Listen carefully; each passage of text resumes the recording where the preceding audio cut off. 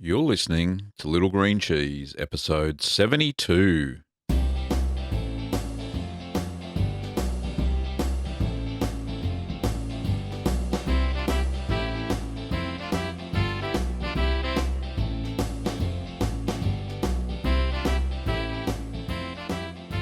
Well, welcome back. I'm Gavin Weber, and this podcast is where you can learn about cheese making at home.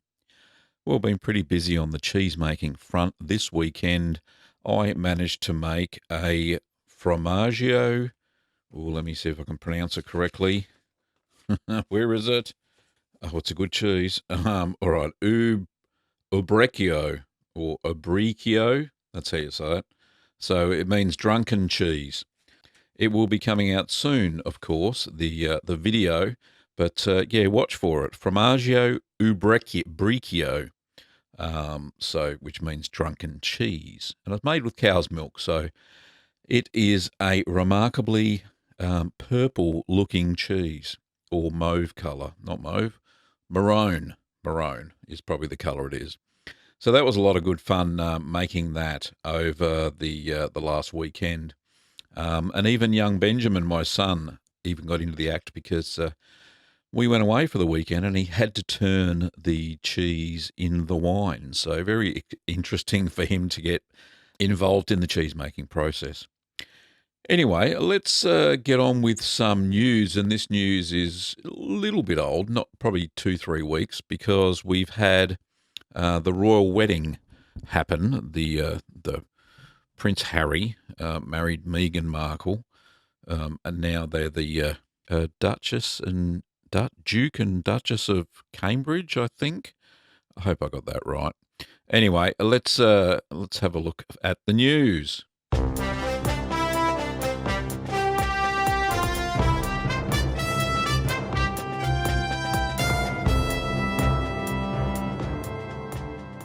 Okay, so the news is from, what's this? Eastern Daily Press. Not sure where that is. Eastern somewhere. Anyway, the story is, here's the headline, Suffolk, I suppose that's how you say it. Suffolk dairy farmers delight as his cheese features at royal breakfast. A Suffolk dairy farmer has expressed delight that his award-winning cheese is set to appear on Prince Harry's breakfast menu on the day of the royal wedding. Johnny Crickmore from Fen Farm, Bungay, launched his Suffolk Brie Baron Big God, I think that's the name of the cheese, just 5 years ago, and since then it has gone from strength to strength. This year, he is moving his cheese-making operations to a new building on the farm, which is 3 times the size of his present premises. Harry is set to stay at Coworth Park in Sunningdale, Berkshire, on the night before the wedding. The breakfast menu includes a full English with Baron Big Good and bacon-toasted croissants. Johnny, who spent Friday, May 18th in London at top London store Selfridges promoting his cheese, which is sold there, said he had no idea that his produce would feature until he saw it mentioned in the newspapers. It really doesn't sink in the things we achieve here over the last year or two. It is really amazing. It makes it all worthwhile, he said. This is what makes you want to get up in the morning. Goes on to say that he added, it's great to be able to mention Bungay and Suffolk, both of which I'm very proud of. This year's sales have really soared, he said, with his quieter months now enjoying the same sales as during the busy period up to Christmas. April and May sales were up to 30 to 40%. The Crickmores have 300 cows and about 1/3 of the milk goes into making their own cheese and butter. The building is under pressure with the amount of product we put through it, said Johnny.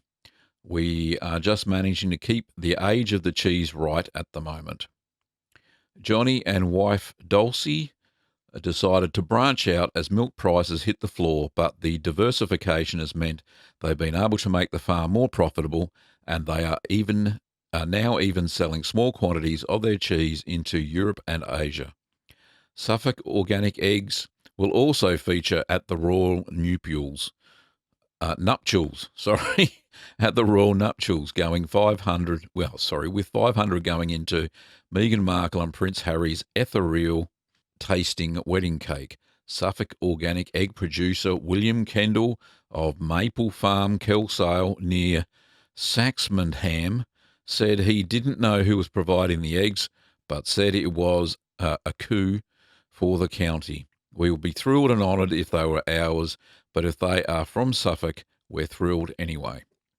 Anyway, I'll post the link to that news article into the show notes because there's some excellent pictures of Johnny's brie called, what was the brie called? Something crazy. Baron Big God. So, it's a good-looking brie or brie-style cheese. And it's a traditional size. It looks like it's about 30 to 40 centimetres across. Decent-looking cheese.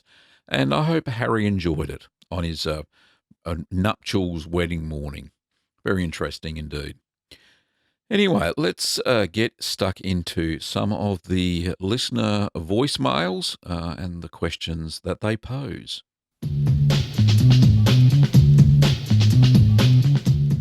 All right, the first one is from Tim, and it's a little bit crackly. I couldn't really fix the audio up, but anyway, we'll proceed with it. It's not very long. Hello, Gavin. My name's Tim. Tim Estes in Omaha, Nebraska, USA. Got a question for you that might help me determine when the wheel of cheese that I have made actually feels dry. I have just removed that in one day. It feels dry, but I'm unsure of how to proceed with that issue. If you could, please let me know. Thanks. No problems, Tim. Don't quite know why that sounded a bit sped up, but I got the question. I got the answer for your question. So when I'm air drying cheese after it's come out of the press, I look for it when it's at the stage of not fully dry, but it's touch dry in so much that when you touch it, it feels a little bit like a clammy handshake. That's probably the best description I can give it. So when you touch it, you don't get moisture on your hand, but it still feels a little bit clammy, if that makes sense. If you let it dry out too much, the cheese will tend to crack on the surface, and cracks on the surface of your rind are the last thing you really want because that is where bad bacteria or molds and yeasts can harbour. They can hide in those cracks or develop in those cracks. If you're making, say, a natural rind cheese, probably not the best thing. However, if you quickly vac pack it, then you wouldn't have any trouble. But anyway, as I said, you're looking for the cheese to feel like a clammy handshake. So that's what I look for when I get my cheeses ready, and they all seem to work out quite well. So you don't look for it being absolutely dry. Now, that can happen in as little as one day. It can also take up to 7 days. It depends on the moisture in the cheese, and it depends on the ambient temperature that you've got the cheese air drying in. So, Tim, I hope that's answered your question. The next question is from Janine. Hi, Gavin. It's Janine here from New Zealand. I've just been watching your how to make halloumi, and I just have a question on the cheese salt. Do you have to use the cheese salt, or is it just a flavour more for the halloumi? What other salt am I able to use? Thank you. Bye. Thanks, Janine. With halloumi, it doesn't really matter because there is no added starter culture. So you could use table salt, that would be fine, any sort of sea salt. You could even use, and it'd probably look a bit funky actually, some pink Himalayan rock salt that's been crushed, or you can actually buy it as fine salt as well. So that'd work, no problems at all. So basically any salt, you could even use iodized salt. So that's no big deal for halloumi because, like I said, you're only salting the outside of the cheese when you fold it over, when it's warm, and there are no starter cultures present in there. So you're not going to kill anything off. It's a fresh cheese. You're supposed to eat it within a week or so, so any salt will do. I hope that answers your question, Janine, and thanks very much for sending it in. The next one is from Kin. I hope it's from Kin. Let's go for this. Hello, this is Pyeongtaek Kim. I just wonder how to make ricotta or blue cheese using milk powder. Is it available using milk powder? So what I gather from Kin's voicemail there is he's trying to make a blue cheese using milk powder. Now, milk powder at its best rarely sets a curd. So when you add water to it and reconstitute the milk powder into what's known as powdered milk, rarely, if you add rennet to it, does it set. So there are a few videos on YouTube, none of them are mine, that claim to be able to make quick mozzarella out of powdered milk, and I've watched them, and it looks very involved, and it ends up being like processed cheese because it's got oil added to it as well.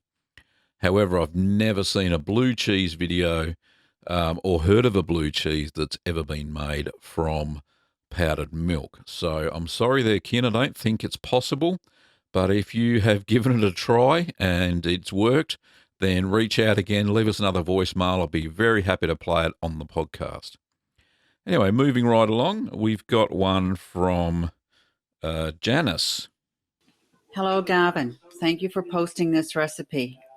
Currently, a small piece of halloumi cheese is running at $11 here in Squamish, BC, and I can make it for less than half that. So thank you again. No problems at all, Janice. And Janice was talking about the halloumi recipe. Seems like a podcast for halloumi, doesn't it? So the halloumi recipe, I've got a couple of videos on that, and I think I've got the written recipe over at littlegreencheese.com. So you can check that out. It is a cheap way of making a lot of halloumi very quickly, and especially if halloumi prices are high where you are, and it absolutely does make the most delicious halloumi that when you fry it in a frying pan to make in a saganaki, then it absolutely does taste amazing. It's got lovely caramel, not caramel, what's the word I'm looking for? A nice brown crust when you fry it in a frying pan with a little bit of olive oil. And it doesn't melt, so that's absolutely fine. That's what it's not supposed to do anyway, because the halloumi, when you make it, when you've pressed the cheese, very rudimentary press, using a couple of kilos of pressure on two, I just use chopping boards, and it presses the cheese down flat a little bit. You cut about 9 pieces out of that flattened cheese, and then you put it into a mixture of, I use water and whey, and you heat that up to about, I think it's about 92 degrees Celsius, which is fairly high, and basically you wait for the cheese to cook in that, and when they float to the top, the halloumi's ready to salt and put mint into if you're going to put mint into it. So halloumi is a great little starter recipe for anybody who wants to use it as their first cheese. Very hard to, well, I've never had a problem making it, and I did make it the first time when I was a novice. So I don't think it's very hard to muck up. Oh, sorry, it's difficult not to. I'll start again. It's difficult. It's difficult to muck it up. Does that make sense? Yes, it does. All right, that'll do. All right, so that's halloumi. And I think we've got one last question from David. Hi, Gavin. Greetings from Germany. My name is David, and I have a question. I follow your podcast for quite some time and try to learn as much as I can. And in the middle of last year, I tried to make mature cheese. And in the last few weeks, I opened the first 3 cheeses. All 3 were vacuum packed and matured for 3 to 4 months. And they look good, they smell good, but they taste quite bitter. So my question is, what factors in our home cheese making can lead to a bitter cheese? Yeah, that's my question. Okay. Again, thank you, and I hope you can give me an answer. Goodbye. Well, thanks, David, for your question. I think I understood it. What makes cheese bitter during the aging process? Well, there's a couple of things that can do that. Actually, there's about 3 things that can do that. So the first one is if you use too much rennet, it will make the cheese bitter. So what we're trying to achieve as home cheesemakers is to be able to set the curd within about an hour and with the least amount of rennet that we can possibly use. So that's what we're trying to achieve, because if we add too much rennet to the milk, then it's going to make it bitter. Rennet does taste a little bit bitter by itself anyway. And that can happen with vegetarian rennet, not so much with animal rennet. Another factor that makes cheese bitter as it ages is too much calcium chloride. Now, calcium chloride by itself, if you use that, then that tastes bitter as well. And the last thing is that depending on the cheese, and I didn't hear what cheese you'd made. I didn't quite catch that because there was some noise in the background. But another thing that makes cheese bitter is that the curds haven't been cut small enough, or they haven't been stirred long enough, because they basically retain too much whey, and the whey itself contains acid, and it increases the overall acidity of the cheese and making that bitter as well. So that's 3 factors that can cause bitterness in your cheese. Thanks for your question, David.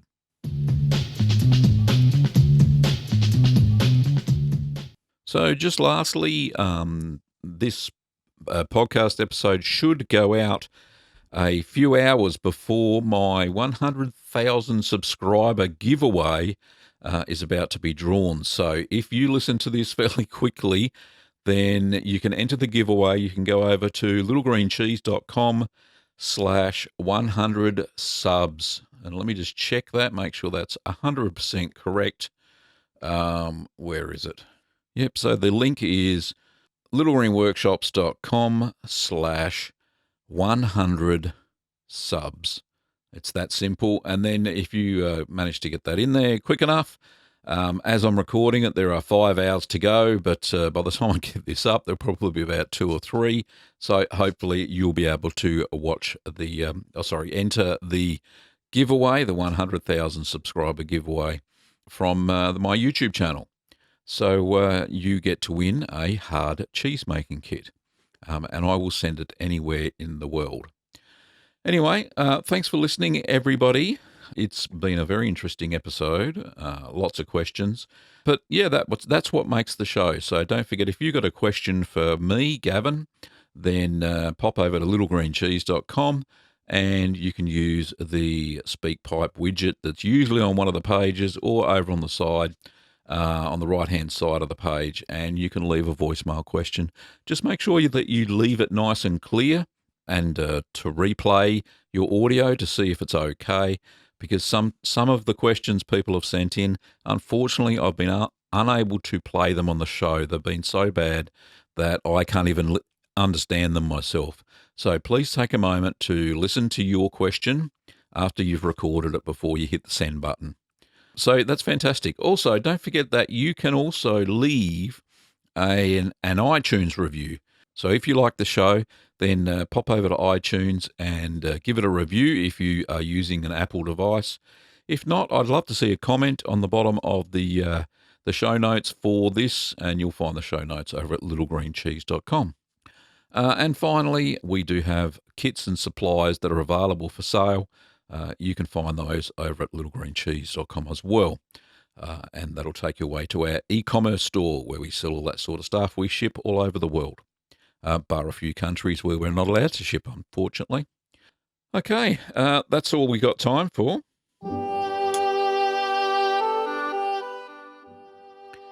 You've been listening to Little Green Cheese Podcast. You can also buy my cheese-making ebook, Keep Calm and Make Cheese, over at any good online retailer. You can find kits, supplies over at littlegreenworkshops.com.au.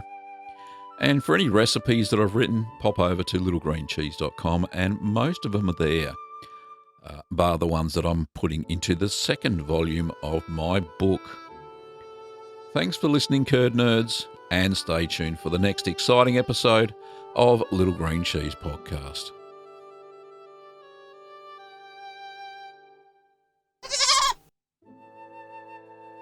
Where'd that goat come from? You've been listening to Little Green Cheese Podcast. I played Malt Shop Bop and the news theme from Kevin MacLeod. See you later.